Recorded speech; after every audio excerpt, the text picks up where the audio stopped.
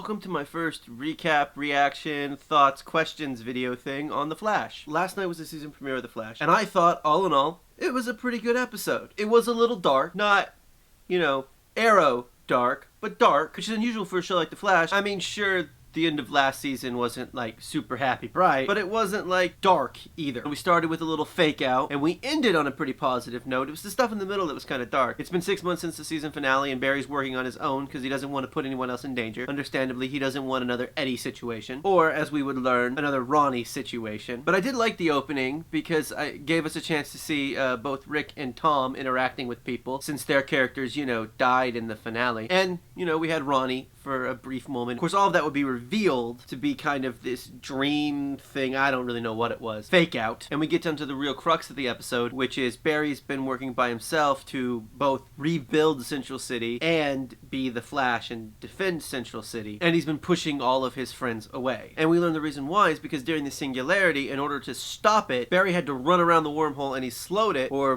whatever, I don't know. But then Firestorm flew up and separated. And when he separated, the wormhole closed. And Barry was only able to save Professor Stein. He couldn't save Ronnie. Basically, the moment you kind of find that out, you realize episode is not going to be happy-go-lucky. But I don't want to recap the whole episode, because if you want that, you can go read it. And plus, you should have watched it before you started watching this video anyway. But I do have some thoughts on the episode. I really liked the way they transitioned from the fake intro, whatever, to reality. The fake reality was kind of brightly lit. The fake reality was happy. And then we transition almost immediately into Barry by himself in a Star Labs that is in some dire need of some TLC. When Cisco vibes into, I'm guessing, Earth 2, we saw Atom Smasher standing with someone who appeared to either be Jay Garrick's Flash or maybe Zoom. It was kind of hard to see the character, but I do know he's a speedster because he had lightning all around him. But you have to wonder, has this vibing been happening to Cisco since the season finale? Okay, so there were a couple of pretty funny moments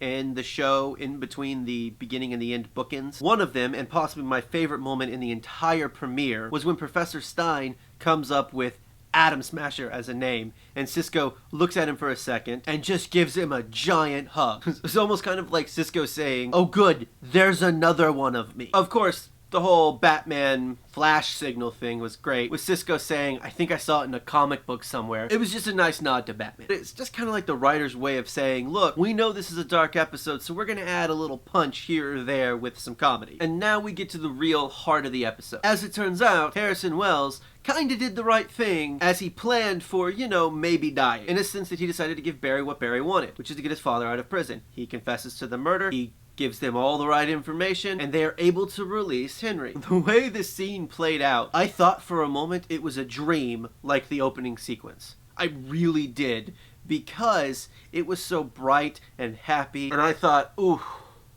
please don't let this be a dream. And of course, ending this episode on this heartbreaking, heart-wrenching note of Henry leaving, which also begs a question. Why? Does he leave because he doesn't feel safe? Someone finds out that he's the Flash's father, he could be easily put in danger. Or is it that Central City has just been kind of the home to a lot of bad memories for him?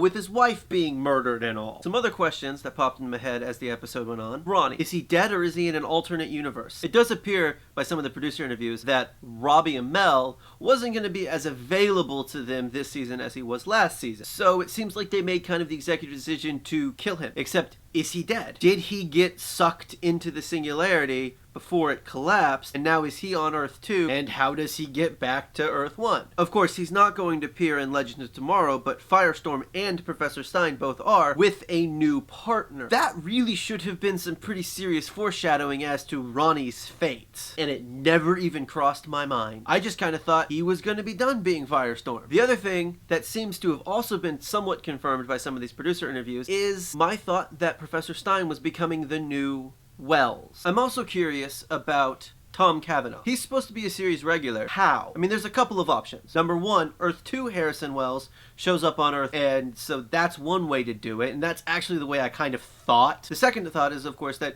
Barry starts seeing Wells everywhere, like he's haunted by him, in a similar way to the way Lucifer haunted Sam on Supernatural. This seems like it could work based on that opening sequence. At the same time, I'm thinking this scenario, my second theory, is less likely than the first theory. Or flashbacks. Could just be flashbacks. Exclusively flashbacks. That would suck. Let's just be honest right now. If it's exclusively flashbacks, that will suck. All in all, I'm gonna give the episode an A. I thought it was fantastic. I thought it had a lot of questions that weren't answered, which is a sign of a good season premiere. Because yeah, you want to answer some questions, but you really want to ask a lot more questions because you want people to stay along with the ride. And believe me, I'm going to. Thank you for watching, and I'll see you next Wednesday.